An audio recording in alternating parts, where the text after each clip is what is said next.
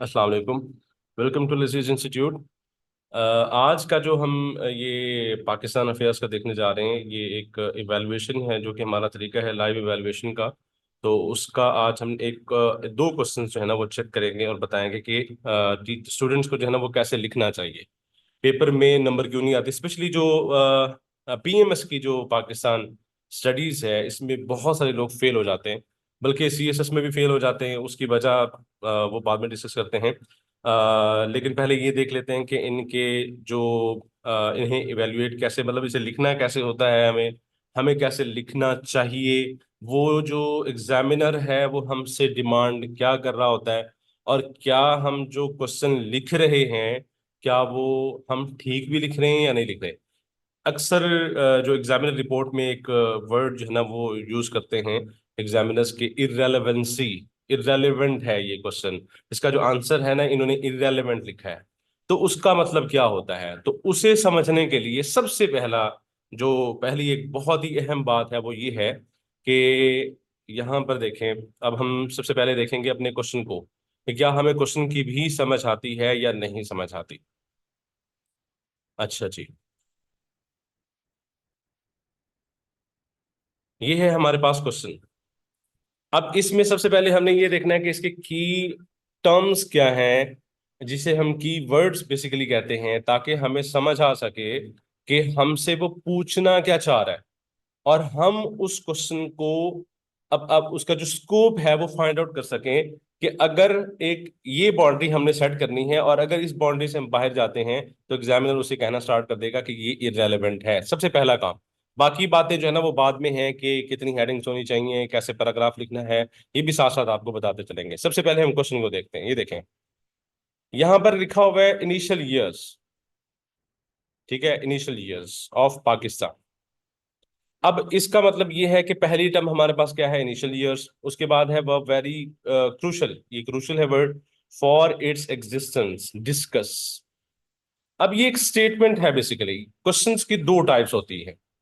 एक वो वाली टाइप होती है जिसमें वो आपसे पूछता है कि what are the services of sir Syed Ahmad Khan, what is, इस तरह की चीजें। और एक किस्म का, दूसरी किस्म का क्वेश्चन ये होता है कि उसने एक स्टेटमेंट आपको दे देनी है, और अगर कोई रिकमेंडेड बुक्स पढ़ता है तो उसे पता चलेगा कि वही जो ये स्टेटमेंट बेसिकली उठाई हुई है, ये किसी ना किसी बुक से उठाई गई होगी, किसी ने कहा होगा, और उसको इन्होंने क्या क्वेश्चन बना दिया। और एट द एंड इन्होंने कहना होता है डिस्कस या कमेंट। ठीक है।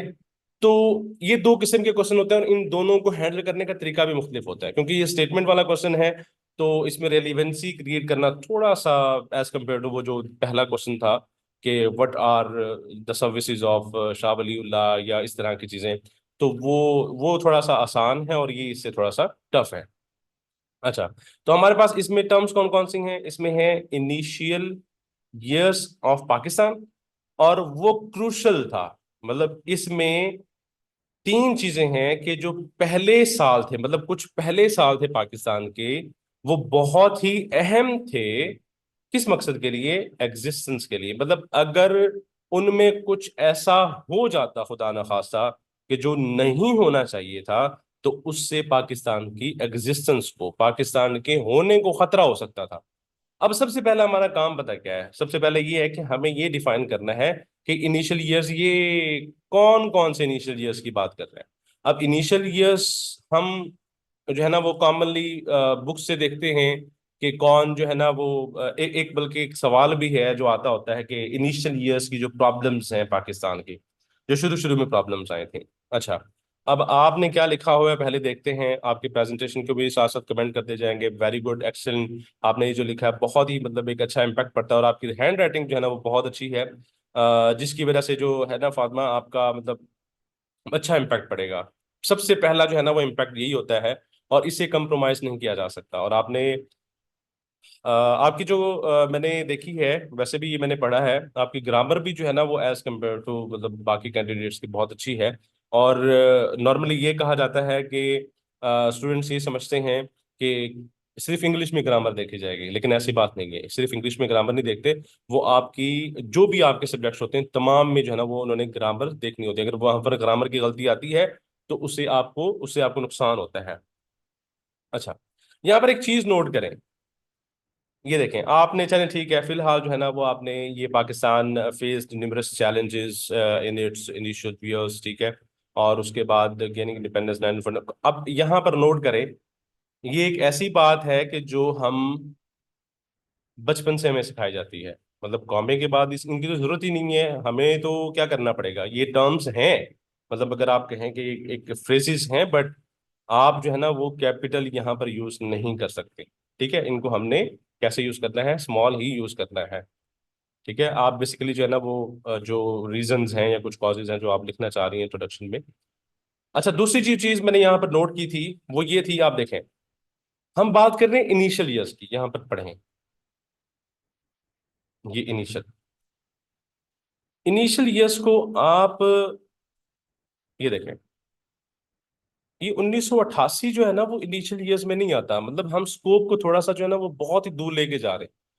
फॉर एग्जाम्पल अगर मैं कहूँ, मेरी जो अंडरस्टैंडिंग है पाकिस्तान स्टडीज की, जो मेरा नॉलेज है, वो ये कहता है कि मैं ज्यादा से ज्यादा जो जा सकता हूँ ना इनिशियल ईयर्स में, वो 1956 जो पहला कॉन्स्टिट्यूशन हमारा बनता है, इससे आगे जो है ना वो थोड़ा सा हमारा आर्गुमेंट लूज होता जाएगा, कमजोर होता जाएगा, हम नहीं जा सकते, क्योंकि देखिए 1956 तक भी बहुत कुछ हो चुका था। अगर आप बात करें कॉन्स्टिट्यूशनल हिस्ट्री ऑफ पाकिस्तान की, तो 1956 9 साल लगते हैं पाकिस्तान को एक कॉन्स्टिट्यूशन बनाने में, 9 साल थोड़े नहीं है। और अगर आप सिर्फ कायदी आजम का ड्यूरेशन देख लें, जो 1947 के बाद 1940 सितंबर 1947 48 तक जो है ना जब आते हैं, अगर उसको भी अगर आप देखें, तो वो उसमें भी बहुत कुछ होता है, उसमें भी कायद आजम ने पाकिस्तान को रिकग्नाइज करवाया, यूनाइटेड नेशंस में जो है ना वो अपना पाकिस्तान को इंदराज करवाया, उसके बाद पाकिस्तान की जो मशीनरी थी, ऑफिस थे, उनको स्टैब्लिश करवाया, मिलिट्री को जो है ना वो उन्होंने जो है ना वो रीऑर्गेनाइज किया, उसके बाद जो हमारे कलात के, उसके बाद खैबर पख्तूनख्वा के इशूज थे, उनको जो है ना वो कायद आजम ने देखा, जो इंडिया से थ्रेट था, पानी का थ्रेट था वो देखा, मतलब कि बहुत सारी चीजें थी जो कि आपको इवन कायदी आजम के जो है ना वो मिल जाते हैं। उसके बाद लीडरशिप का एक वैक्यूम आता है, जिसमें सबसे पहले लियाकत अली खान को जो है ना वो शहीद कर दिया जाता है। उसके बाद फिर अगर आप देखें कॉन्स्टिट्यूशनल जो डालीमा आता है, जिसमें ईस्ट पाकिस्तान का और वेस्ट पाकिस्तान का हमेशा से मसला रहता है, जो उनका ना सिर्फ मसला ये रहता है कि उनकी लैंग्वेज का इशू आता है, इसलिए 1956 में टू बाइलिंगुअल जो है ना वो कॉन्स्टिट्यूशन हमारे पास आता है। ये बहुत सारे ऐसे इश्यूज हैं जो आइडेंटिटी के इशू हैं, जो आइडेंटिटी क्राइसिस है। इंडिया जो है ना वो हम पे हंस रहा है किस बात पे, कि देखिए भाई हमसे तो आपने आजादी ले ली है, अब आप खुद ही जो है ना वो लड़ी जा रहे हैं। वो कहते हैं कि वेस्ट पाकिस्तान वाले कहते हैं नहीं भी हमारी जो नेशनल लैंग्वेज होगी उर्दू होगी, और वो बंगाली कहते हैं नहीं भी बंगाली भी आपने इंक्लूड करनी है इसमें as a national language.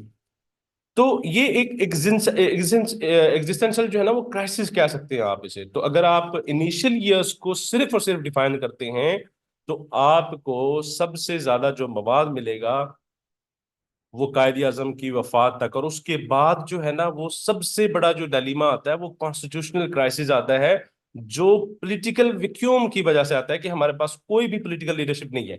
India और पाकिस्तान में फर्क ये है कि इंडिया आज अगर तरक्की कर रहा है और पाकिस्तान तरक्की नहीं कर सका, जो मेरा पर्सनल जो है आप ओपिनियन कह सकते हैं, जो मेरा पर्सनल ऑब्जर्वेशन है ड्यूरिंग ये ट्रैक टू पाकिस्तान पढ़ते हुए, या उसके बाद कोई भी जो आप पाकिस्तान की पोस्ट पार्टीशन की अगर आप बात करते हैं, तो उसमें देखें कि आप के पास, पाकिस्तान के पास कितने वो पॉलिटिकल लीडर्स थे जिन्होंने पाकिस्तान की इंडिपेंडेंस में पार्टिसिपेट किया, पाकिस्तान की इंडिपेंडेंस को जो है ना वो उन्होंने एक हकीकत बनाया। और फिर अगर आप देखते हैं इंडिया में, तो पोस्ट पार्टीशन के बाद कितने पॉलिटिकल लीडर्स रहे हैं जिन्होंने इंडिया को संभाला। पाकिस्तान के बनने के बाद आपको कायद आजम और लियाकत अली खान के अलावा कोई नजर ही नहीं आता, ठीक है। लेकिन आप इंडिया में देखें तो आपको नेहरू फैमिली जो है ना वो बहुत देर तक नजर आती है, ठीक है। जवाहरलाल नेहरू ने जो है ना वो बहुत देर तक इंडिया को जो है ना वो संभाले रखा। तो ये एक बहुत बड़ा डिफरेंस था, political vacuum as well as constitutional dilemma, ये दोनों चीजें थी। और 1956 में वो जाके कॉन्स्टिट्यूशनल डायलेमा टूटता है।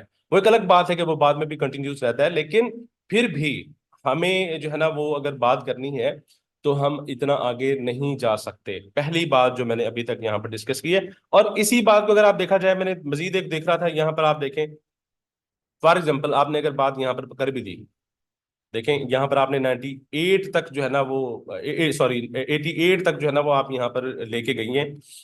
अच्छा जी, अब आप कंक्लूजन में जाएं। चलें, हमने लिख भी दिया, तो हम अगर उसे जस्टिफाई नहीं कर रहे तो फिर क्या उसका नतीजा आएगा?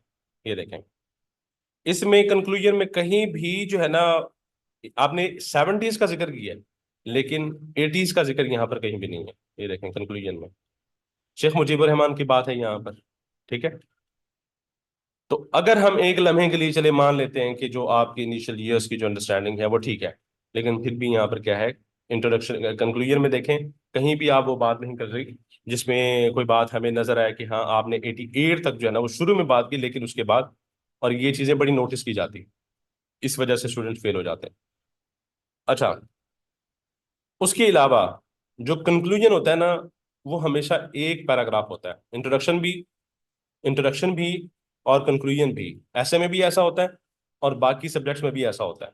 ठीक है, जो भी कंक्लूजन होता है उससे, और कम कंक्लूजन भी एक प्रॉपर तरीका होता है उसका लिखने का। अब ये एक बात थी जो हमने आज सीखी कि हमें पहले लिमिटाइज करना है चीजों को, मतलब हमने अपना स्कोप पहले आइडेंटिफाई करना है, उसके बाद हमने देखना है। और दूसरी बात, अब हम आते हैं नेक्स्ट बाकी चीजों के ऊपर। इंट्रोडक्शन लिखने का ना एक तरीका होता है, वो क्या तरीका होता है? फॉर इंट्रोडक्शन आप तभी लिख सकते हैं अच्छा, बेसिकली हमारी कोशिश ये होती है कि जब आप पाकिस्तान स्टडीज या कोई भी इंट्रोडक्शन लिख रहे होते हैं तो ये मिनी इंट्रोडक्शन कह सकते हैं आप, एक ऐसे के कंपैरिजन में। तो जो यही आप इंट्रोडक्शन वहां पर ऐसे में एक्सपैंड करके लिख रहे होंगे। ठीक है, तो बेसिकली अगर आपके पास आउटलाइन हो, अगर आपको पता हो आप लिखने क्या जा रहे हैं, आपकी अप्रोच जो है ना वो अच्छी है, मतलब यहाँ पर आपने जो है ना वो चीजें बताई वहां पर, तो इसी तरह आपने जो है ना वो कंक्लूजन भी, मतलब यहाँ पर कोई ऐसी बात भी बतानी है कि जिसमें कोई सोल्यूशन या कोई मसला जो भी है, जो आपका क्रिटिकल एनालिसिस है, कुछ भी आप एट द एंड यहाँ पर बता सकते हैं। अच्छा, अब आपने यहाँ पर लिख दिया initial years issue. Initial years issue की बजाय आप प्रॉब्लम्स या डायलिमा लिख दें तो ज़्यादा बेहतर है।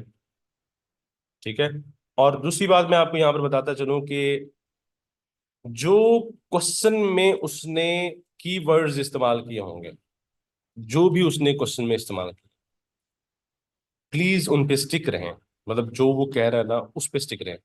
आगे भी मैं आपको जो है ना वो कुछ सैम्पल पेपर्स भी दिखाऊंगा जिसमें मैं आपको कुछ आउटलाइन दिखाऊंगा जिसमें आप खुद देखेंगे कि किस तरीके से जो वो हम, हमारी कोशिश होती है जब हम पढ़ाते हैं तो पास पेपर के क्वेश्चन एज अ सैंपल साथ में जरूर रखते हैं और उसी को हम सॉल्व करते हैं ड्यूरिंग सेशन। तो जो उसने कीवर्ड्स बोल दिए हैं, कोशिश करें कि वही कीवर्ड्स आप जो है ना वो अपनी सब हेडिंग्स में या मेजर हेडिंग्स में आप इस्तेमाल करें। ठीक है, जैसे आप यहाँ पर इस्तेमाल कर रहे हैं। अच्छा, इनिशियल ईयर्स ऑफ पाकिस्तान में आपने ये इस तरह के डब्बे बना कर नहीं लिखना, कभी भी नहीं लिखना। आपने जो भी बात करी, या तो इसे जो है ना वो आप चार्ट ग्राफ की शक्ल में लेके जाएं और बाद में आपको एक्सप्लेन करना पड़ेगा इनको, आपने एक्सप्लेन किया है वैसे आगे जाकर। ठीक है, ये आपने इनिशियल ईयर्स है। उसके बाद आपने यहाँ पर जो है ना वो क्या कर दिया है, वो वाली बातें नहीं की जो जो आप यहाँ पर लिख रही हैं ना, मतलब जो आप यहाँ पर कुछ ना कुछ मैप बना रही हैं, चार्ट बना रही हैं, कुछ भी बना रही हैं, वो एक्सपेक्ट ये कर रहा है कि अब आगे आपने उनको एक्सप्लेन करना है जैसे आपने यहाँ पर लिखा होगा। अगर आप कैटेगराइज यहाँ पर कर रही हैं, यहाँ पर चीजों को कैटेगराइज कर रही हैं, तो आप यहाँ पर भी कर दें। यहाँ पर करने में क्या हर्ज है? कहने का मकसद ये है कि जो एक पोर्शन आपने लिखा, वो दूसरा पोर्शन वो जब आगे जाए तो वो डिफरेंट ना हो जाए। ठीक है, इसके ऊपर आपको जो है ना वो पेनलाइज कर सकता है। ठीक है, तो बाकी आपने मैप बनाया, बहुत अच्छा आपने मैप बनाया, मतलब आपने कोशिश की कि आप एक रिप्रेजेंटेशन दें, एक बहुत अच्छा इम्पैक्ट पड़ता है इससे। ठीक है, अच्छा, उसके बाद आपने जो है ना यहाँ पर जो इनिशियल ईयर्स, अब इसमें कोई मुझे हेडिंग नजर नहीं आ रही कि उसने कहा है कि, ये देखें क्वेश्चन में देखें, उसने कहा कि इनिशियल ईयर्स जो थे ना वो वेरी क्रूशल थे फॉर द एग्जिस्टेंस। तो आपको लिखना यहाँ पर ये चाहिए था कि हाउ, यहां पर how did the initial years, या how were the initial years important या crucial for the existence of Pakistan. ठीक है, यहां पर ये क्वेश्चन मार्क लिखने की बजाय उसके बाद फिर आपने लिखना चाहिए था हाँ रेफ्यूजी क्राइसिस। अब फॉर एग्जाम्पल एक रेफ्यूजी क्राइसिस के हम बारे में बात कर रहे हैं, आप देखते हैं पहले कि आपने क्या लिखा है। ये यहाँ देखें, ये देखें एक और चीज यहाँ पर नोट करें। पार्टीशन एंड इंडिपेंडेंस, उसके बाद आपको देखें रेफ्यूजी क्राइसिस कहाँ मिल रहा है, या आपने कहीं भी लिखा हुआ, आपने एक्सप्लेन करना था ना। तो यही गलती जो है ना वो स्टूडेंट्स ऐसे में भी करते हैं, वो आउटलाइन में लिख देते हैं और फिर बाद में वो नहीं लिखते, मतलब आगे जो है ना वो या तो एक दो छोड़ देंगे या वो नहीं लिखेंगे। अब मैंने ढूंढा, मुझे नहीं मिला, मैंने फौरन आपको फेल कर देना है, बात ही खत्म। आपने जितना मर्जी खूबसूरत लिखा हुआ है, ठीक है, मुझे नहीं मिला, ठीक है, इसका मतलब है आपको पता ही नहीं है कि जो मैंने लिखा है मैंने उसे जस्टिफाई कैसे करना है। आपने यहाँ पर बेसिकली बेसिकली आपने initial years, just initial years लिख दिया, उसने पूछा ये नहीं है। अब ये बेसिकली क्वेश्चन क्या है, अब हम क्वेश्चन पे आते हैं कि आपको बताता हूँ क्वेश्चन है क्या। ये क्वेश्चन आपसे पूछ क्या रहा है बेसिकली, ये कहता है कि जो कुछ पहले साल थे ना पाकिस्तान के, वो पाकिस्तान की एग्जिस्टेंस के लिए बहुत ही ज्यादा अहम थे। अब देखिए मैं आपको एक्सप्लेन करके दिखाता हूँ। अब मैं यहां पर लिखता हूं कि ये कैसे, ये जो इनिशियल ईयर्स थे ये कैसे पाकिस्तान के लिए अहम थे। तो मैं लिखता हूं रेफ्यूजी क्राइसिस, फॉर एग्जांपल मैं रेफ्यूजी क्राइसिस की बात करता हूं, या हम बात कर लेते हैं टेरिटोरियल कन्फ्लिक्ट्स के। अच्छा जी, आपको पता है जो पाकिस्तान की टेरिटोरियल कन्फ्लिक्ट है उसमें पंजाब और बंगाल का जो है ना वो इशू बना, और बंगाल में सबसे ज्यादा पंजाब में सबसे ज्यादा इशू बना, और उसमें कुछ स्टेट्स थी, ठीक है, जिनकी वजह से हमने कश्मीर को लूज कर दिया, और उसके अलावा बहुत सारी और भी स्टेट्स थी जिनको हमें लूज करना पड़ा। तो ये हमारे लिए बहुत नुकसान था। और देखें अब इस वक्त देखें आप जस्टिफाई कैसे करेंगे। अब ये तो एक कहानी है ना जो आपने उनको बतानी है कि टेरिटोरियल मतलब ये हमारे इशू से पार्टीशन, और ये जो बंगाल था और पंजाब था इनको जो है ना वो उन्होंने आधा आधा करना था, दरमियान में पार्टीशन करनी थी उसकी। लेकिन इसी पार्टीशन के दौरान कुछ ऐसी स्टेट थी जो पाकिस्तान के साथ जो है ना वो शामिल होना चाहती थी, लेकिन वो इंडिया को चलेगी। अब इससे हुआ क्या, अब ये एग्जिस्टेंशियल क्राइसिस कैसे था। अब देखें इंडिया इस्टेब्लिश था ऑलरेडी, उसके पास जो है ना वो जो इंडस्ट्रीज थी उसके ईच एंड एवरीथिंग उसके पास थी, तमाम रिसोर्सेज उसके पास थे। लेकिन पाकिस्तान के पास कुछ नहीं था, पाकिस्तान के पास असला भी नहीं था, पाकिस्तान के पास इवन की फौज भी बाद में आई, ठीक है। तो आप अंदाजा करें कि अगर पाकिस्तान जो है ना वो अपनी टेरिटरी या अपने उन लोगों को, उन स्टेट्स को जो है ना वो डिफेंड करना चाहता है, तो क्या पाकिस्तान के लिए ये मसला नहीं बन सकता था पाकिस्तान की, और जंग भी हुई। देखिए पहली पहली हमारी जंग हो जाती है, तो क्या ये हमारे लिए टेरिटोरियल मसला नहीं था। अगर ये टेरिटोरियल कंफ्लिक्ट जो है ये थोड़ा सा मजीद बढ़ जाता, तो खुदा न खास्ता क्या होता, पाकिस्तान पहले ही जो है ना वो अपनी जो कुछ स्टेट्स थी जैसे कश्मीर है, ठीक है, और उसके अलावा बाकी जो हैदराबाद मतलब इस तरह के जो प्रोमिनेंट स्टेट्स हैं जो पाकिस्तान में शामिल होना चाहती थी, पाकिस्तान की टेरिटरी इंक्रीज हो सकती थी, पाकिस्तान की स्ट्रैटेजिक पोजीशन जो है ना वो स्ट्रेंथन हो सकती थी।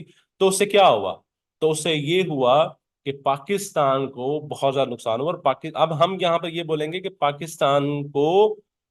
पाकिस्तान के एग्जिस्टेंस को इससे खतरा था, ठीक है। अब दूसरे पॉइंट पे आते हैं।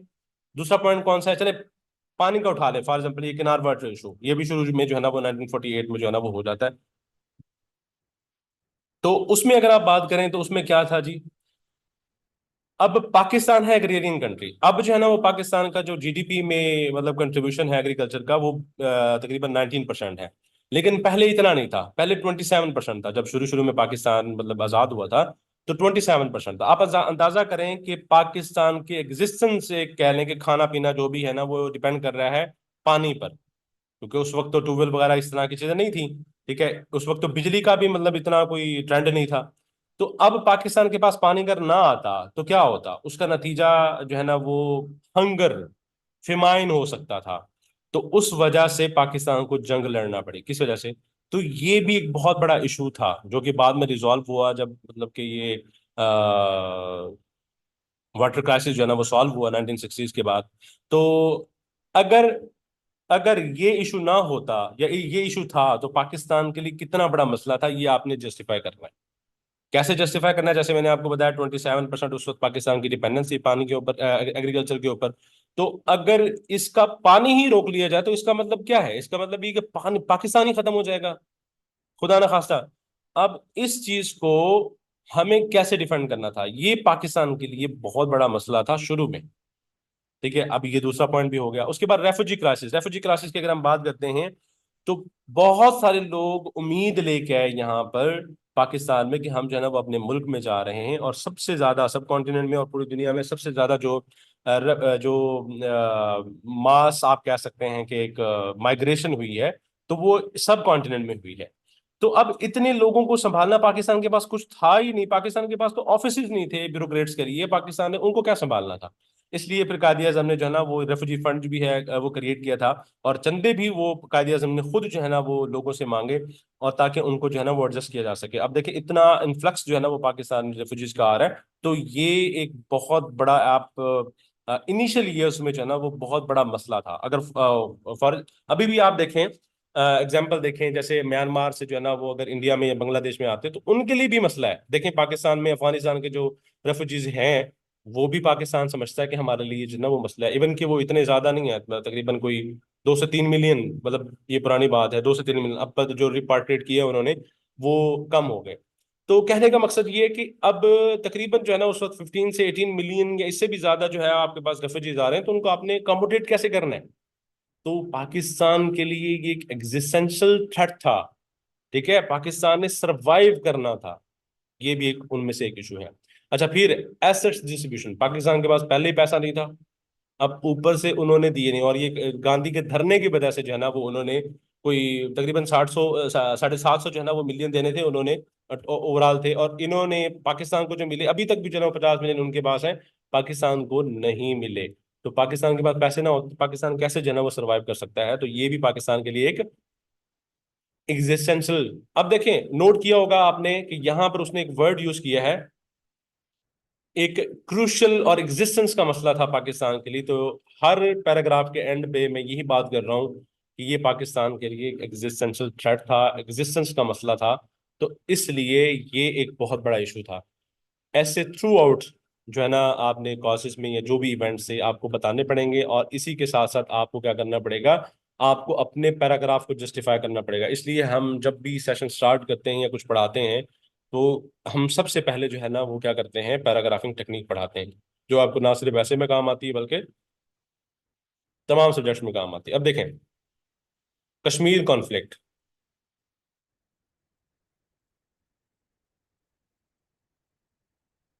ये आपने लिखा है।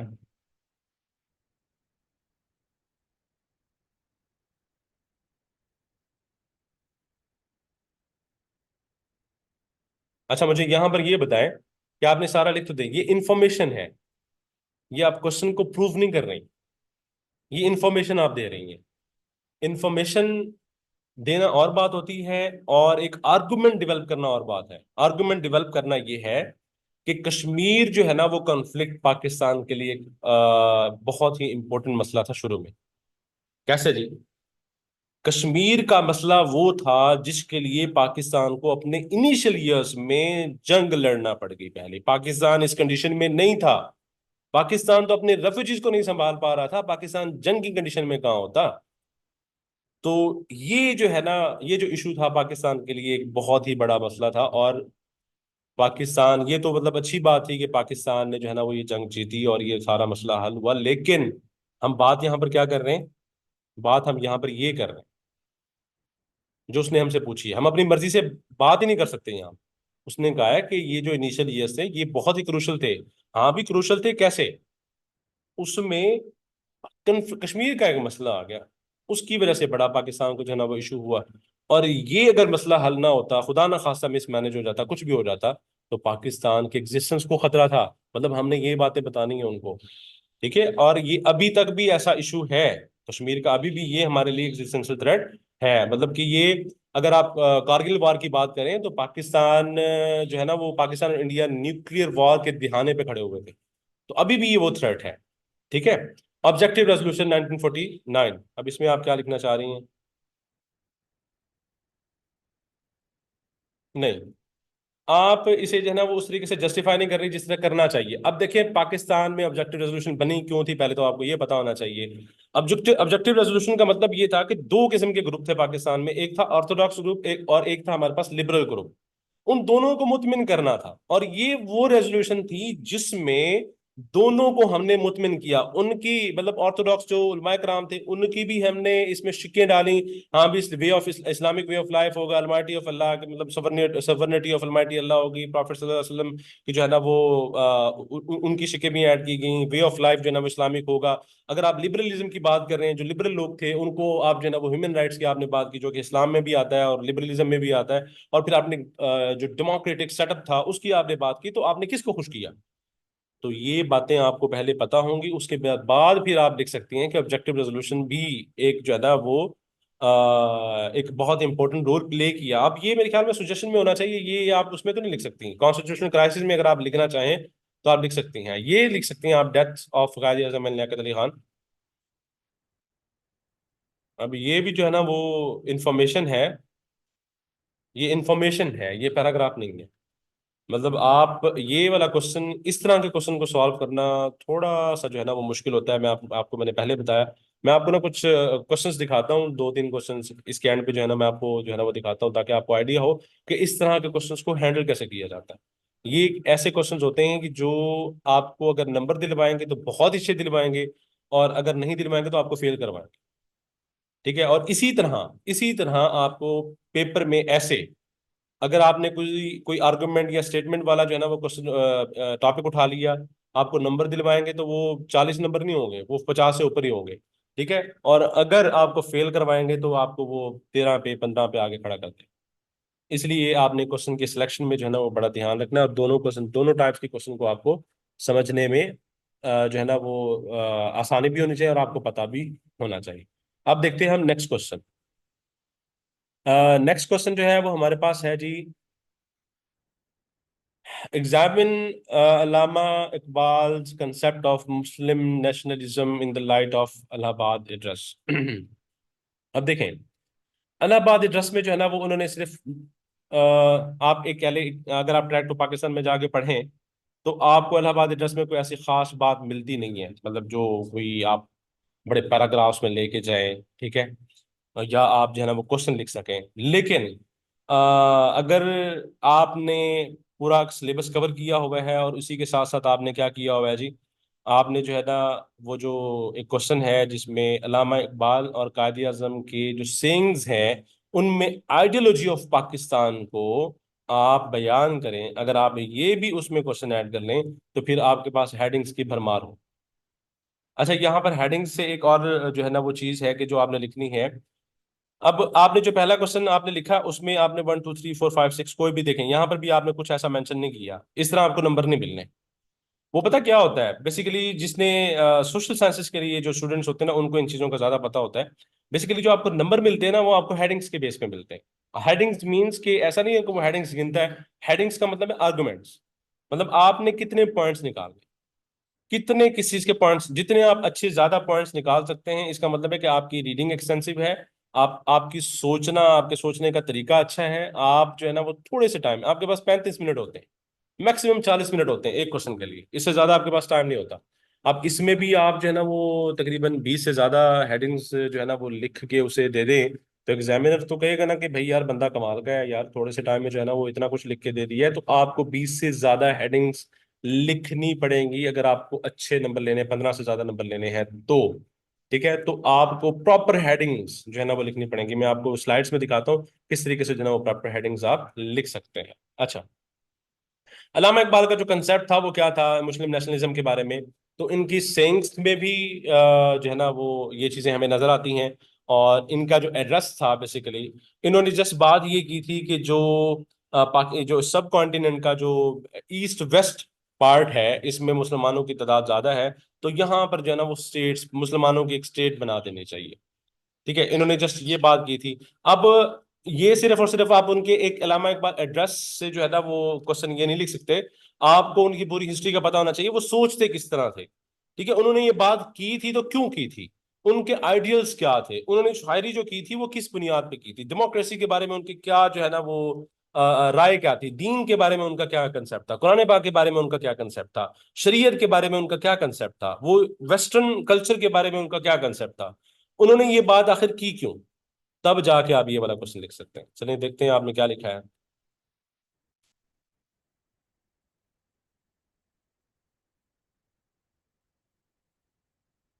यार इंडियन मुस्लिम लीग तो एटलीस्ट बड़ा लिखे, ये प्रोमिनेंट नेम है। December, we are sentiment from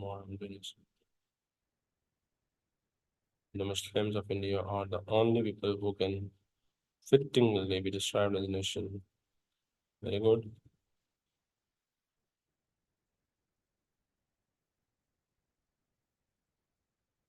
ये एक तो जुमला आप जो है ना वो ठीक नहीं लिख रहे हैं। इकबाल दिस कंसेप्ट मतलब इस तरह नहीं होता।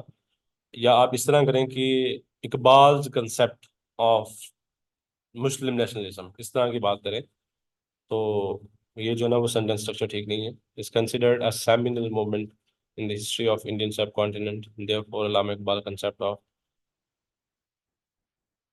देखिए अब आप उसने आइडियोलॉजी की बात ही नहीं की। यहाँ पर देखें, इसने यहाँ पर कोई वर्ड यूज किया है आइडियोलॉजी का? आप आइडियोलॉजी की बात कर रही हैं यहाँ पर। तो यही मैं आपको बता रहा हूँ कि अगर आपने कोई भी ऐसा वर्ड यूज कर दिया जो उसने ऊपर बता बयान ही नहीं किया, बात वही है, आपकी बात कंसेप्ट आपका ठीक है, लेकिन बात यह है कि आपको यहाँ पर ये बात करनी नहीं चाहिए। आपको जो उसने लिखा है ना, उसने कहा कि नेशनलिज्म का जो है ना वो उन्होंने बात की थी। नेशनलिज्म के बारे में एक तो आपको पता होना चाहिए नेशनलिज्म होती क्या है, मुस्लिम नेशनलिज्म उसकी बुनियादें क्या थी, मतलब जो रिलीजन होता है, कल्चर होता है, लैंग्वेज होती है, ये किस तरह जो है ना वो चीजें होती हैं, नेशनलिज्म के कंपोनेंट्स क्या होते हैं, ये पता होना बहुत जरूरी है। अच्छा इकबाल, अब यहाँ पर भी देखें, आप अपॉस्ट्रोफी नहीं लगा रही, हेडिंग में भी आपकी ग्रामर की गलती आ जाएगी तो उसके बाद आपको मसला बन जाएगा। कंसेप्ट ऑफ मुस्लिम, आप ये बड़ा लिखें, मुस्लिम नेशनलिज्म।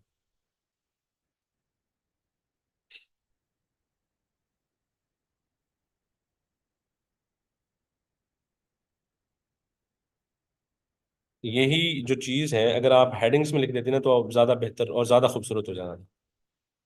देखिए यहाँ पर मुझे कोई समझ नहीं आ रही कि आपने यहाँ पर बात क्या करनी, और इतना एग्जामिनर के पास टाइम नहीं होगा कि वो आपकी चीज़ों को पढ़ेगा। वो हेडिंग से देख के पता चल जाता है स्टूडेंट्स का। अगर आप मुझे यही कहें कि सर ये जो है ना वो इवेलुएट करके दें मुझे, और जस्ट मुझे हेडिंग्स दे दें, मैं आपको जो है ना वो एक पहला पैराग्राफ पढ़ के आपको बता दूंगा आपने पास होना है या फेल होना है।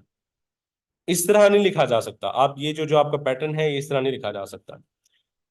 अब मैं आपको जो है ना इसका लिखने का, बाकी आपने कोशिश बड़ी अच्छी की है, मतलब आपकी हैंड राइटिंग बहुत अच्छी है, प्रेजेंटेशन के हवाले से आपने बहुत अच्छा जो है ना वो एफर्ट की है।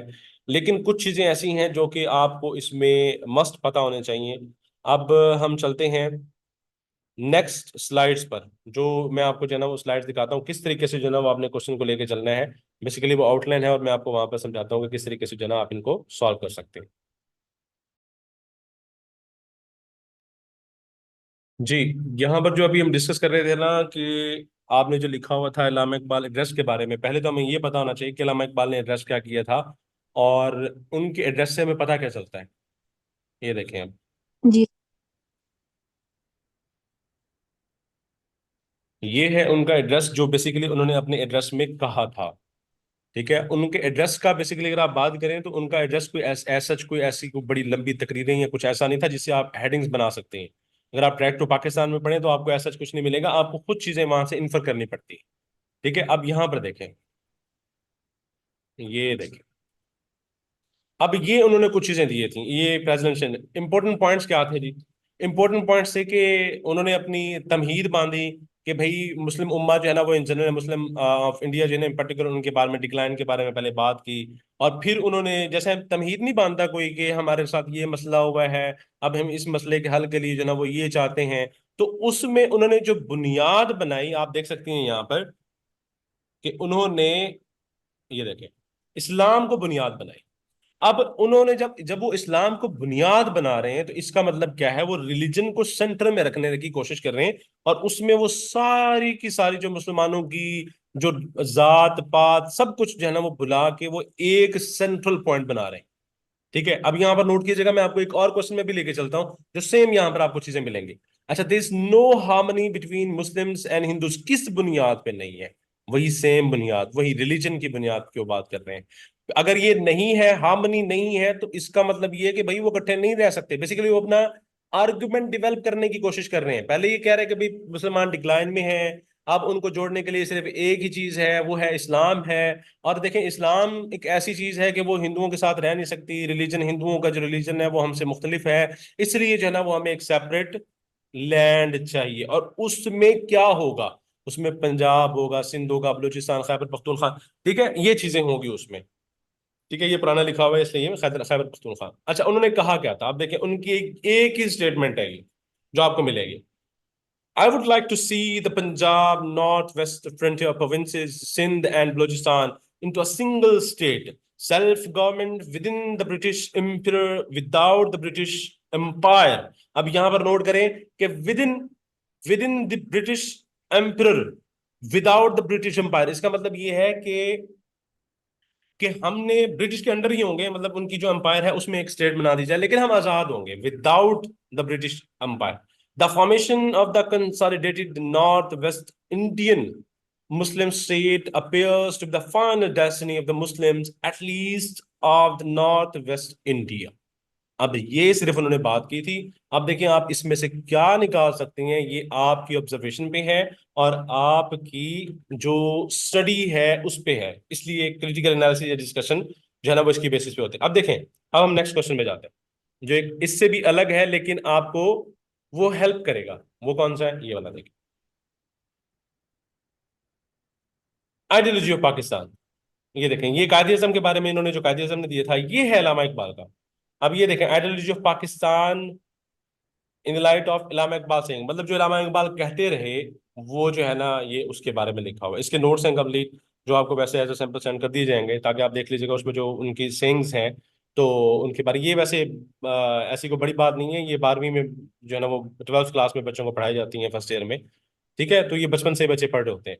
अब इसमें ये जो सारी की सारी जो चीजें इसने लिखी हुई है ना, सारी की सारी जो चीजें इसने लिखी हुई है, ये बेसिकली उनका कंसेप्ट था। ये तमाम जो है ना वो रीजंस थी ताकि मुसलमानों की स्टेट बनाई जा सके।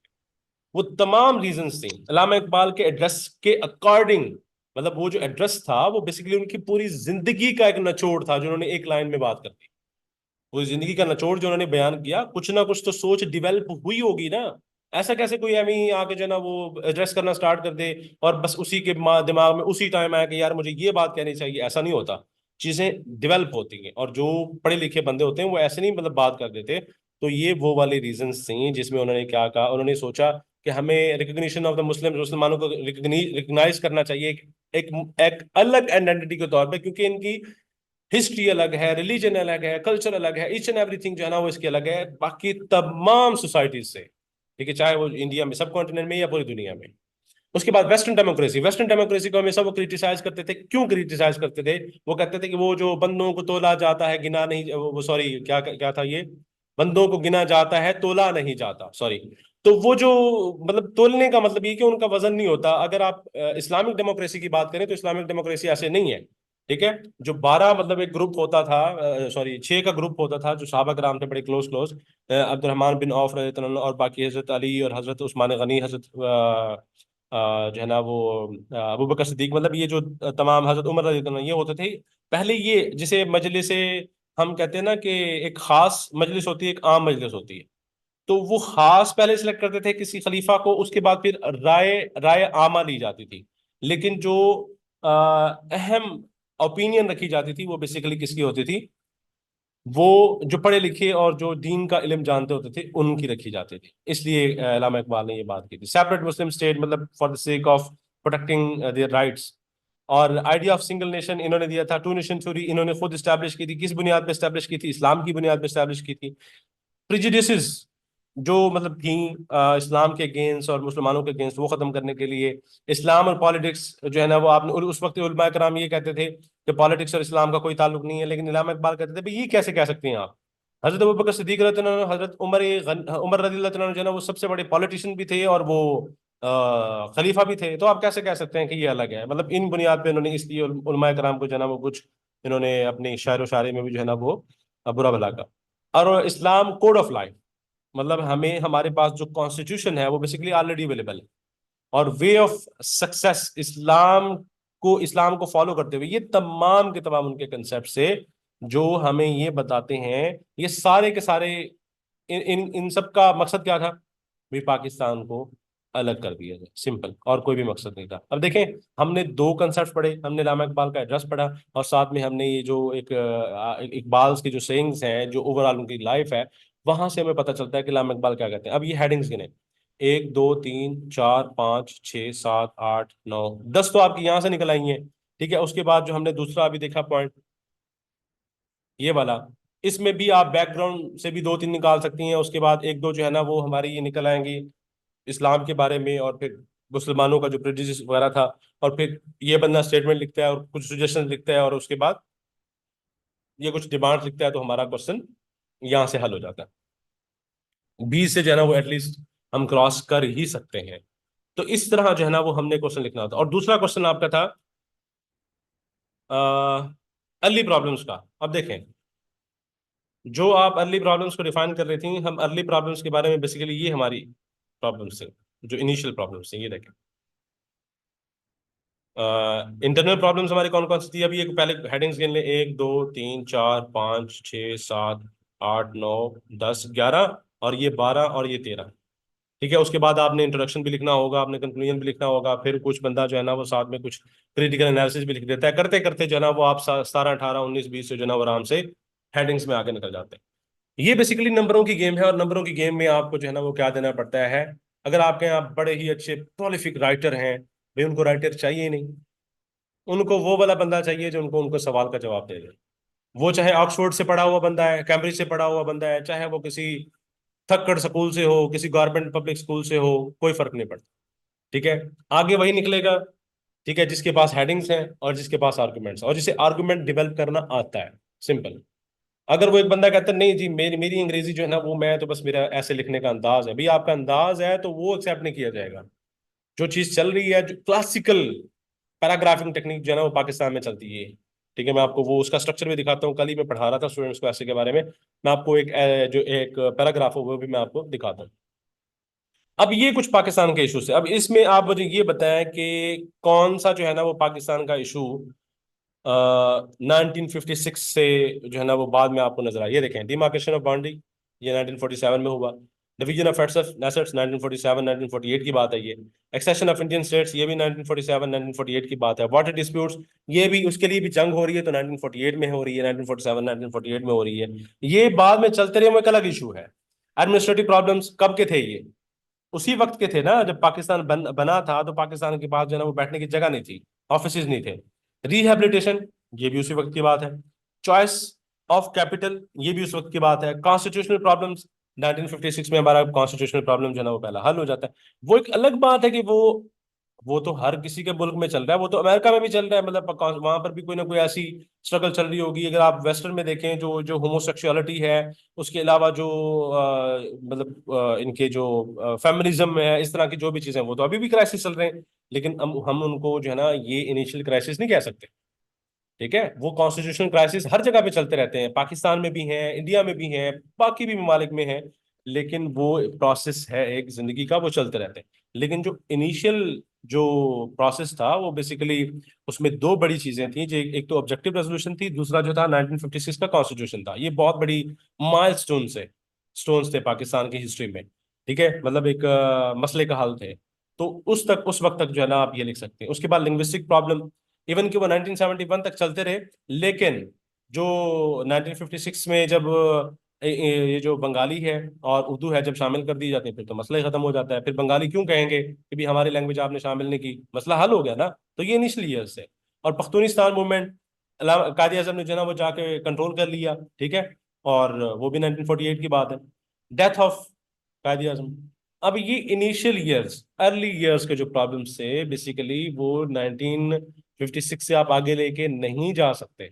वो इश्यूज चलते रहे, चाहे वो इकोनॉमी के तो आज भी इश्यूज बने हुए हैं, उस वक्त भी इश्यूज थे। अब इसका मतलब ये है कि इनिशियल ईयर्स है, नहीं, ऐसी बात नहीं है। उस वक्त के जो इश्यूज थे, इसलिए क्वेश्चन के स्कोप को जो है ना वो क्या करना, एक लिमिट देना बहुत ही जरूरी होता है। अब हम चलते हैं एक पैराग्राफिंग स्ट्रक्चर के ऊपर, जो आपकी सबसे बड़ी जो है ना, मैं समझता हूँ कि आपको पीछे लेके जा सकता है। आपकी प्रेजेंटेशन बहुत अच्छी है, आपकी राइटिंग बहुत अच्छी है। ठीक है, अगर सर आप मेरा जी। ये आप कह रहे हैं कि लिमिटाइज करना है आपने स्कोप को 1956 तक।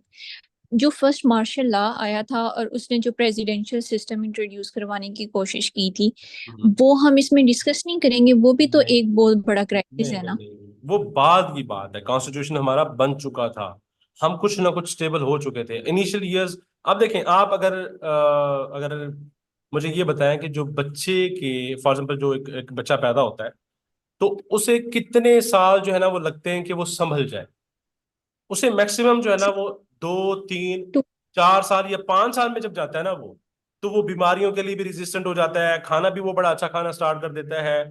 ठीक है, तो पाकिस्तान के लिए आप एक, चले ठीक है कंट्री है, लेकिन आप उसको 10 12 साल तक नहीं लेके जा सकते। जो पहला कॉन्स्टिट्यूशन हमारा बन रहा है मेरे ओपिनियन के हिसाब से 1956 इनफ है। इसमें भी आपको इतना डाटा मिल सर, जाएगा कि आप जो है ना जी वो सर। लिखते लिखते थक जाएंगे। सर, इसमें फिर आपने जैसे इकोनॉमी के इशू की बात की, तो हम उस टाइम बताएंगे मतलब एसेट्स वगैरह हमारे नहीं थे। तो फिर हम साथ ये भी लाइन लिख सकते हैं कि जो इकोनॉमिक इश्यूज हैं वो हमारे अभी तक मतलब ऐसे ही चल रहे हैं, मतलब लेकिन एग्जिस्टेंशियल थ्रेट जो था वो उतना नहीं है जितना पहले स्टार्टिंग में था। उसने इनिशियल ईयर्स की बात की है, तो क्या ये इनिशियल ईयर्स आज एग्जिस्ट करते हैं? नहीं करते, लेकिन सर जो तो अभी नहीं तक नहीं नहीं इश्यूज नहीं चल। नहीं, एक मिनट एक मिनट। जब नहीं करते ना, और आपको भी पता है, इससे आगे जाने की जरूरत ही नहीं है, उसके ऊपर बहस करने की भी जरूरत नहीं। जी सर। ठीक है, जो चीज नहीं है ना, उसने जो पूछा है ना आपने वही देना है। अगर आपने कुछ भी ज्यादा दे दिया, उसने आपको वहीं फेल कर देना, क्योंकि ये कंपटीशन है। ये कम्पिटिटिव एग्जाम है, आप पास नहीं करने जा रहे हैं, कोई पेपर पास नहीं करने जा रहे हैं, डिग्री नहीं लेने जा रही हैं, आप कंपटीशन है। तो इसलिए आपको केयरफुल रहना पड़ेगा। जी सर। ठीक है। अच्छा, एक आखिरी जो है ना वो इसमें पॉइंट जो मैं ऐड करना चाहता हूँ, जो कि आपके लिए बहुत जरूरी है, जो सबसे बड़ा आपका मैं समझता हूँ कि आपके लिए इशू है, वो डिस्कस करते हैं। 1 मिनट मुझे जो है ना वो ओपन कर दें प्लीज। जी, ये देखें, ये आपके सामने जो है ना वो एक पैराग्राफ है, जो एक पैराग्राफ का स्ट्रक्चर है, आपको कलरफुल बड़ा नजर आ रहा होगा ये। तो इसकी वजह क्या है ये भी मैं आपको बताता हूँ। अब ये कल जो है ना वो हम बच्चों को पढ़ा रहे थे ऐसे के हवाले से। तो उसमें जो है ना वो हमारा टॉपिक जो था ना वो ग्लोबल वार्मिंग था, और उसमें एक टॉपिक, उसमें एक कॉज सी ग्लोबल वार्मिंग थी, वो थी बर्निंग ऑफ फॉसिल फ्यूल। मतलब इसकी वजह से जो है ना वो कार्बन डाइऑक्साइड बढ़ रही है, हीट बढ़ रही है, जिसकी वजह से ग्लोबल वार्मिंग बढ़ रही है। अब यहाँ पर नोट कीजिएगा, ये जो रेड वाली लाइन है ना, इसे हम कहते हैं टॉपिक सेंटेंस। इसे हम क्या कहते हैं? Topic sentence. अच्छा, उसके बाद हमने जो मतलब लिखना होता है आगे, वो ये एक एक टिपिकल पैराग्राफ का स्ट्रक्चर है जो एक्सेप्टेड है पीएमएस में और सीएसएस में। ठीक है, आपको जितने भी अच्छी मतलब कि राइटिंग प्रैक्टिस के जो भी टेक्निक्स आती हैं वो एक अलग बात है। किसी ने ऑक्सफोर्ड से पढ़ा हुआ है, कैम्ब्रिज से पढ़ा हुआ है, एक अलग बात है। हमने कैम्ब्रिज वालों को भी फेल होने होते देखा है ऐसे में, और ऑक्सफोर्ड वालों को भी फेल होते देखा है, और मास्टर्स इंग्लिश लिटरेचर और इस तरह की चीज़ें जो भी मतलब है वो फेल होते देखा है। उसकी वजह क्या है? बहुत सारी रीजंस होती हैं ऐसे में। तो इसलिए एक सिंपल पैराग्राफ आपको पता होना बहुत जरूरी है, चाहे वो आप ऐसे लिख रहे हैं, चाहे वो आप पाकिस्तान स्टडीज लिख रहे हैं, चाहे वो आप इस्लामियत लिख रहे हैं।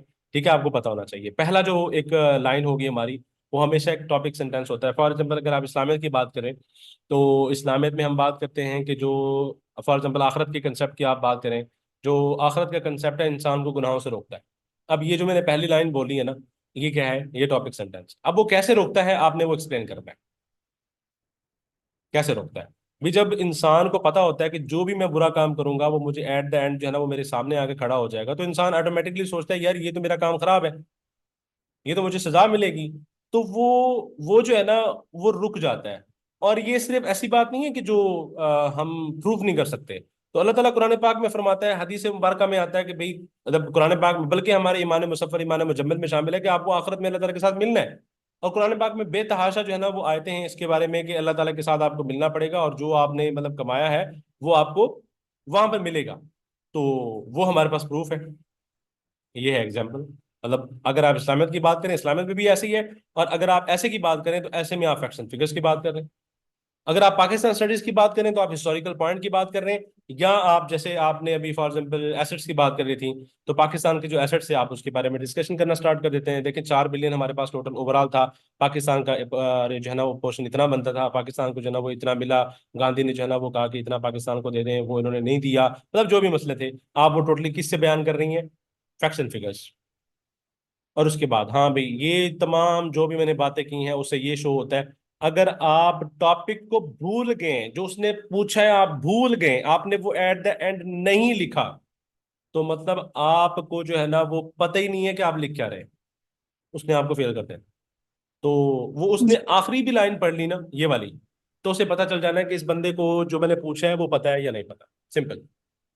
और इसकी हम प्रैक्टिस करवाते होते हैं डायलॉग के थ्रू। मतलब आप जो है ना वो किसी से बात करें, फॉर एग्जाम्पल जैसे हम पॉलिटिकल या कोई भी रिलीजियस बात कर रहे होते हैं अपने दोस्तों के साथ, तब एक बंदा है वो बैठा हुआ वो कहता है कि मेरे ख्याल में जो है ना वो इस्लाम मुल्क में जो है ना वो हमारे एक बहुत ही अच्छा इस्लामिक सिस्टम होना चाहिए। ठीक है। अब ठीक है, मैंने बात तो कर दी इस्लामिक सिस्टम, वो आप पूछते हैं भी कैसे। तो ये जो कैसे वाली बात है ना वो है एक्सप्लेनेशन, वो आपको एक्सप्लेन करता है। वो कहता है कि देखें यार, हम जो है ना वो मुसलमान हैं, हमारे पास ईच एंड एवरीथिंग है, कुरान पाक है, हदीस मुबारक है, हमें जरूरत ही नहीं है कि हम किसी और के जो है ना वो आइडियोलॉजीज पे चलते रहे। ठीक है। और देखें कि अगर हम अपने ही दीन पे काम करते थे कि अल्लाह ताला कुरान पाक में क्या फरमाता है, देखिए हमें अगर दीन पे अमल करेंगे तो इस तरह होगा, ये होगा, वो होगा, ये फायदे हैं, ये फायदे हैं, ये फायदे हैं। इसलिए इसलिए हमें कोशिश करनी चाहिए, दीन पे अमल करना चाहिए, और हमारे मुल्क में भी दीन होना चाहिए। सिंपल। ये एक टिपिकल सा पैराग्राफ है जो कि आपको हर सब्जेक्ट में फॉलो करना पड़ता है। और अगर इस पैराग्राफिंग स्ट्रक्चर को कोई अपने, कहते हैं ना कि पल्लू से बांध लेता है, तो और उसकी, अगर इंग्लिश की बात करें तो उसकी ग्रामर ठीक है, और उर्दू की बात करें तो उसका फ्लो ऑफ आइडियाज ठीक है।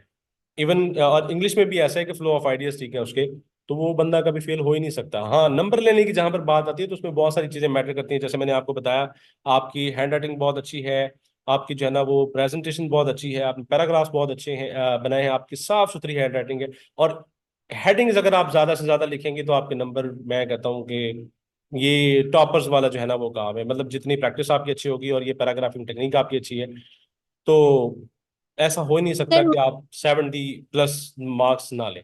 ऐसा हो ही नहीं सकता, पॉसिबल नहीं। सर ये जो आपने टेक्निक बताई है ना, ये मोस्टली यूज होती है इंग्लिश ऐसे में। हम पैराग्राफ्स इस तरह लिखते हैं, टॉपिक सेंटेंस लिखते हैं, उसके बाद हम आर्गुमेंट अपना वो फैक्ट एंड फिगर्स देते हैं, और बाद में हम उसको एनालिसिस उसका कर देते हैं। या फैक्चुअल ऐसे है तो फैक्ट्स की बेस पे बात हो जाती है, या फिर हम्म। एनालिसिस आपने करना तो आप उस साइड पे चले जाते हो। अगर ये चीज है तो ये मैंने मतलब मेरे लिए ये मतलब बहुत इजी सीन है, मतलब इस चीज को अडॉप्ट करना, कि मैंने अपने क्वेश्चंस में भी इस चीज को अडॉप्ट करना है। बिल्कुल। ठीक है। ये आपने एक पॉइंट मुझे बहुत अच्छा बताया, तो अब मैं इसको मतलब माइंड में रखूंगी कि मतलब चीजें लिखते हुए कि मुझे, जैसे मैं ऐसे में स्टेटमेंट के साथ ही जाती हूँ, तो मुझे क्वेश्चंस में भी इस चीज को रखना है कि मैं स्टेटमेंट के साथ ही जाऊं। बिल्कुल ऐसे ही है, और अगर दूसरा, आप। जी जी बिल्कुल। जी, और सर जो दूसरा हेडिंग्स वाला सीन है ना, मैंने हेडिंग्स कभी इतनी पेपर में नहीं बनाई, लेकिन ये मुझे लग रहा है कि ये सारा थ्योरी बेस है, हिस्ट्री बेस है, तो इसमें जितनी ज्यादा हेडिंग्स होंगी क्वेश्चन की डिमांड के अकॉर्डिंग उतनी मुझे बनानी पड़ेंगी। किसी भी, ठीक है, जैसे ये सिर्फ आप इसकी बात ना करें, कोई भी पेपर आप लिख रही हैं, जी पाकिस्तान सर। में आप कोई भी पेपर लिख रही हैं, आप कभी जो है ना, आप तो है ना, आपका बेसिकली जो बैकग्राउंड है ना वो है साइंस का। आप इस तरह करें जी कि जो आपके इर्द गिर्द में मतलब फ्रेंड्स है ना, वो कोई एमए इंटरनेशनल रिलेशंस का है, पॉलिटिकल साइंस, उनसे पूछें कि नंबर कैसे लिए जाते हैं। वो आपको बताएंगे कि किस तरह हम नंबर लेते हैं। हेडिंग्स के बगैर आप सीएसएस पीएमएस में नंबर ले ही नहीं सकते। अगर कोई कहता है कि हेडिंग्स के बगैर मैं नंबर ले सकता हूं, तो लेके दिखाया मुझे। नहीं सर, मैं हेडिंग्स इस सेंस में नहीं कह रही, मैं इस सेंस में कह रही हूँ कि मेरा ये तरीका रहा है कि मैं क्वेश्चन को ब्रेक करती हूँ 2 से 3 मेन हेडिंग्स में, और हम्म। उसकी वर्डिंग हेडिंग्स बना के, जैसे मैंने लिखा हुआ था इनिशियल ईयर्स ऑफ पाकिस्तान, हम्म। उसके बाद उस वो एक क्वेश्चन हो गया। मतलब अगर 20 मार्क्स का आपका क्वेश्चन है तो उसको आप 10-10 नंबरों में कर लो कि इनिशियल ईयर की मुश्किलात क्या थी, उसके बाद उसका एग्जिस्टेंस से रिलेटेड किस तरह का थ्रेट था। मतलब हम्म। 2 पोर्शंस हो गए। तो मतलब हम्म। 2 to 3, और एक जो इंट्रो की हेडिंग होगी और एक कंक्लूजन की हेडिंग होगी। विद इन 4 to 5 हेडिंग्स आप बात को खत्म कर दो, और आपका 8 पेजेस की लेंथ हो जाए, और उसमें फ्लो चार्ट्स भी हो जाए, मैप्स भी हो जाए, तो वो ठीक है। As compare to 9th, 10th और 12th ईयर के बच्चों की तरह आप, मैंने वो बच्चों का देखा है सीएसएस में, वो मेरे सामने बैठे होते थे, मेरे इर्द गिर्द जितने भी बच्चे बैठे होते थे ना, वो यही कर रहे होते थे कि पहले वो एक क्वेश्चन लिखते थे, क्वेश्चन कंप्लीट नहीं थे लिखते, लेकिन मेरा हमेशा से ये रहा है कि मैं पूरा क्वेश्चन कंप्लीट तसल्ली से लिखती हूँ, विद क्वेश्चन नंबर। अच्छा ये है, उसके बाद मैं इंट्रो की हेडिंग है कि इंट्रो लिखती हूँ कि अच्छा इसका क्रक्स ये है इस क्वेश्चन का, मतलब मैंने ये कहना है, मेरा ये स्टांस है, और इसने हमसे ये बात पूछी है। उसके बाद जो क्वेश्चन की हेडिंग है उसको ब्रेक किया कि मतलब इतना पोर्शन इतने मार्क्स का क्वेश्चन में इस तरह डिवीजन बनती है मेरे अकॉर्डिंग, या मुझे ये वेरी लग रहा गुड। है। उसको ब्रेक करके उसको पहले एक पोर्शन को एक्सप्लेन किया, फिर नेक्स्ट पोर्शन पे, फिर एट द एंड कंक्लूजन पे। Very good.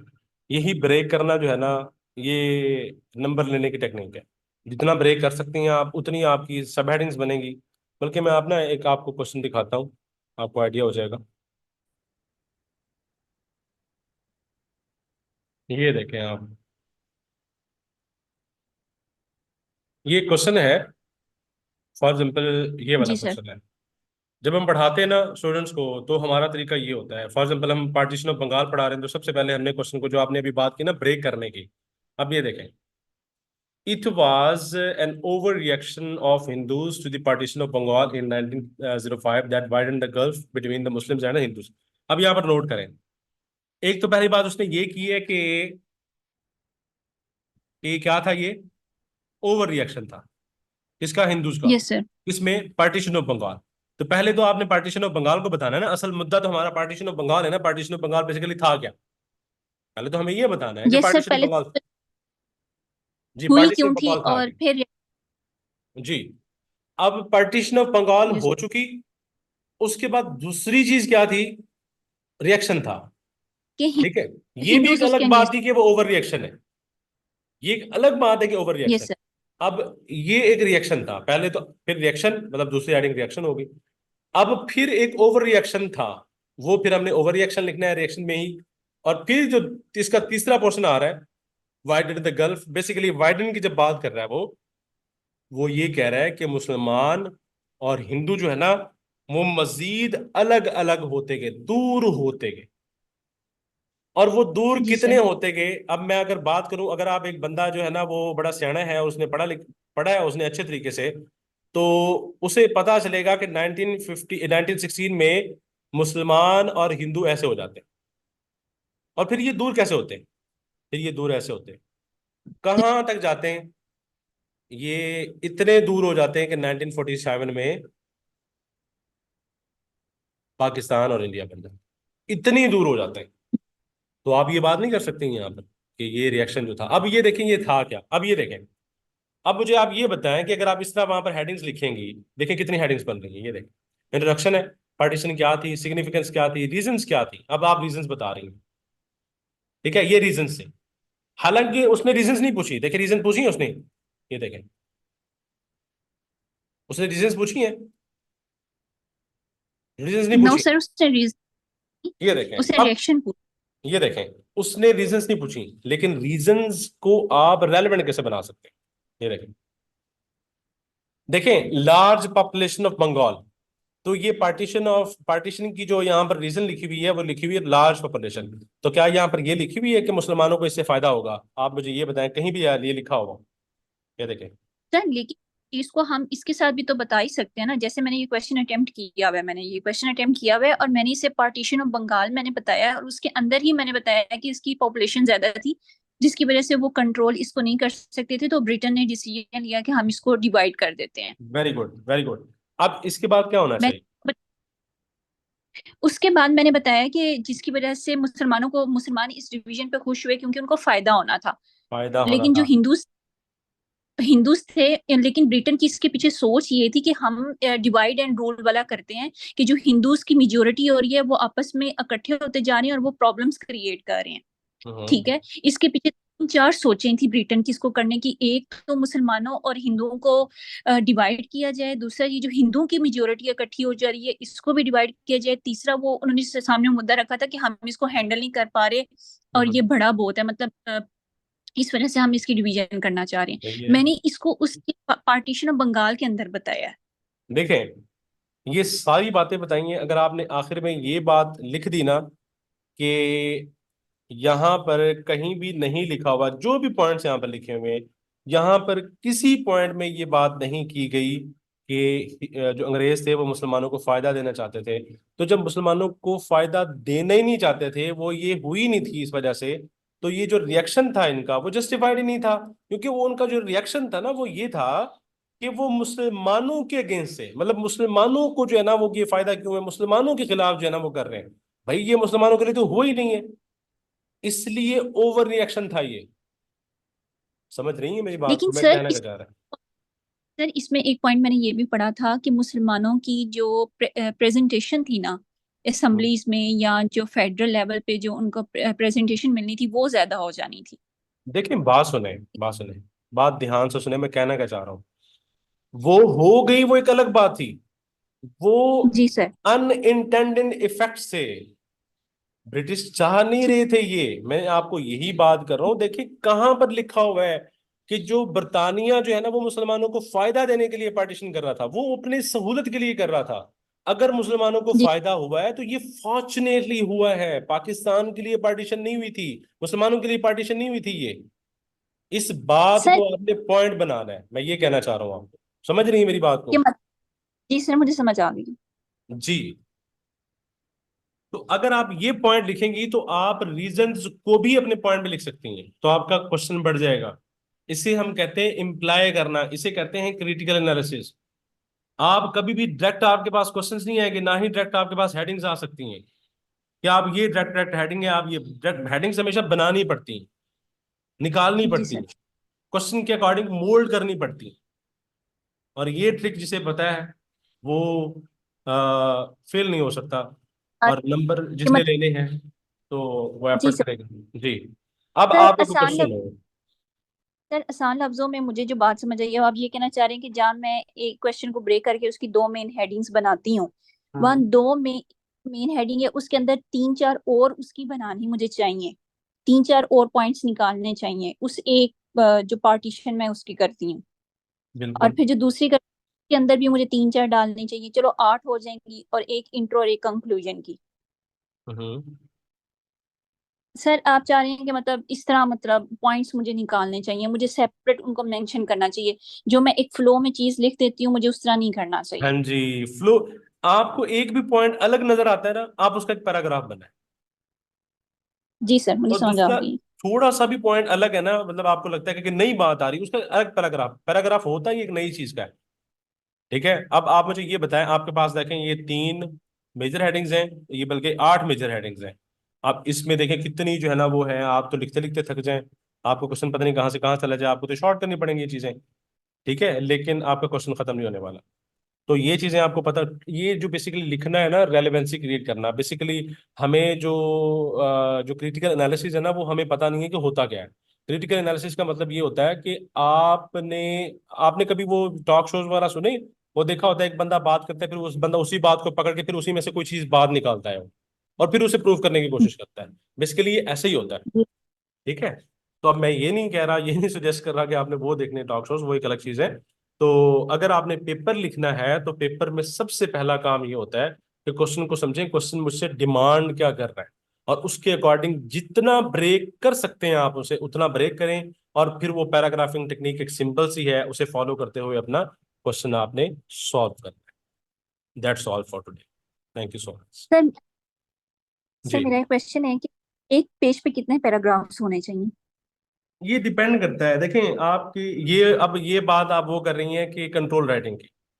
अब जी इसमें जो है ना वो डिपेंड करता है कि आपके पास मटेरियल की है, मटेरियल कितना है। अब हम जो सिखाते हैं ना, अब आपके पास मिसाल के तौर पे टाइम थोड़ा है, आपके पास टोटल जो है ना वो 35 से 40 मिनट होते हैं एक क्वेश्चन के लिए, और उसमें जी आपने सर। 20 हेडिंग्स या इससे ज्यादा लिखनी होती है। अब मुझे आप ये बताएं कि आप एक हेडिंग को कितना टाइम दे सकते हैं। आप खुद ही डिवाइड कर लें, आपको खुद ही पता चल जाएगा। और सर वो आप वो टेक्निक क्या जी सर। होगी, वो बेसिकली एक्सप्लेनेशन की एक्सपेंशन और कंट्रैक्शन टेक्निक होती है, जिसे आप अपने अपने पैराग्राफ को शॉर्ट या लॉन्ग करना होता है, वो अकॉर्डिंग टू कि आपके पास टाइम कितना है, क्योंकि ये सारी टाइम की जी गेम सर। है।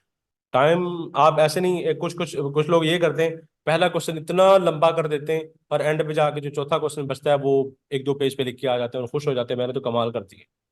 ऐसा नहीं, बैलेंस। सात सात पेजेस का जो है ना वो एक एक क्वेश्चन अगर आपका जा रहा है तो सबका साथ साथ आठ आठ जाना चाहिए बस। कोई जरूरत नहीं है ऐसे खाम का एक जो है ना वो 10 का लिख रहे हैं, दूसरा जो है ना वो 3 का लिख रहे हैं, चौथा पांचवा 5 का लिख रहे हैं। नहीं, ऐसी बात बिल्कुल गलत है। अपने कंट्रोल राइटिंग सबसे अहम चीज है, अहम कंपोनेंट है इसमें। आप इवन की इवैल्यूएशन करवा रही हैं तो इवैल्यूएशन में भी अपने टाइम का ख्याल रखें। घर में बैठी हुई हैं आप लिख रही हैं, इवैल्यूएशन में टाइम का ख्याल रखें कि मैंने इतने ही टाइम में लिखना है, और वो उसके ऊपर फिक्स करें अपने आप, फिर आपको फायदा जी हो। सर। सर आपने जो मुझे पॉइंट बताया, अगर मैं इम्प्रूव कर लूँ तो मार्क्स आ जाएंगे मेरे या नहीं? बिल्कुल जरूर आएंगे, क्यों नहीं आएंगे। आपकी, हमारी एक, बल्कि एक डेमो लेक्चर पढ़ा हुआ है पंजाबी का, आप देखें। उन्होंने मजीद जो है ना वो हम कोशिश करेंगे कि आपको कोई और जो हमारे स्टूडेंट्स इवैल्यूएशन चल रही है आपको दिखाएंगे उसमें कि किस तरह स्टूडेंट्स जो है ना वो इम्प्रूव कर रहे हैं with the passage of time. आप खुद देखेंगे कि कैसे इंप्रूव करें। पंजाबी के चल रहे हैं हमारे पास, हम आपको दिखाएंगे, आप देखें। लाइव आके सर देख। जियोग्राफी, सर जियोग्राफी के भी। जी ज्योग्राफी के भी, ज्योग्राफी के भी अवेलेबल है, आप उसकी भी वैल्यूएशन करवा सकते